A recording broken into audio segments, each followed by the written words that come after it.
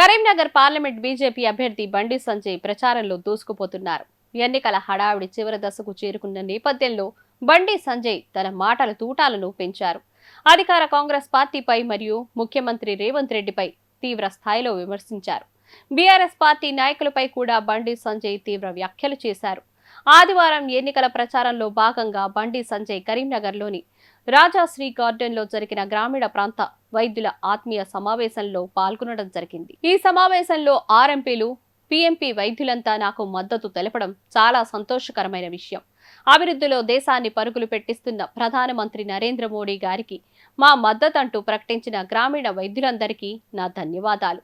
Covid టైంలో గ్రామాల్లో ప్రజల ప్రాణాలు కాపాడిన వాళ్లు ఆర్ఎంపీలు, పీఎంపీ వైద్యులు. పేదలకు భరించగలిగే డబ్బుతోనే చికిత్స చేస్తున్న మీ సేవలు అనిర్వచనీయమైనవి.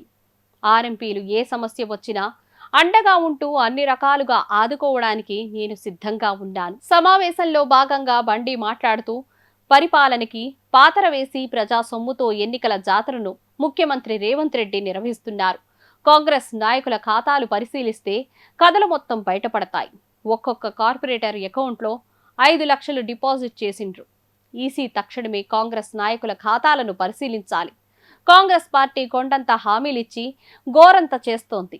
అవినీతి అక్రమాలకు పాల్పడేవారు ప్రజలను, అభివృద్ధిని పెద్దగా పట్టించుకోరని ధ్వజమెత్తారు. తెలంగాణలో బీఆర్ఎస్ పతనానికి 10 ఏళ్లు పడితే కాంగ్రెస్ కు అంత సమయం పట్టదన్నారు. లోక్సభ ఎన్నికల్లో మరోసారి ప్రభుత్వాన్ని ఏర్పాటు చేసి తొలి 100 రోజుల్లోనే శక్తివంతమైన దేశంగా తీర్చిదిద్దే ప్రణాళికను కార్యాచరణలోకి తెచ్చేందుకు మోడీ కృషి చేస్తున్నారన్నారు. కరీంనగర్ కు గత 5 సంవత్సరాల్లో తాను తెచ్చిన నిధుల గురించి ఎక్కడా చర్చకైనా సిద్ధం. రాష్ట్ర ప్రభుత్వం నుంచి వచ్చిన నిధులు మరియు కేంద్రం నుంచి వచ్చిన నిధుల విషయంలో చర్చకు సిద్ధమా అంటూ బీఆర్ఎస్ నాయకులకు బండి సంజయ్ సవాలు విసిరారు.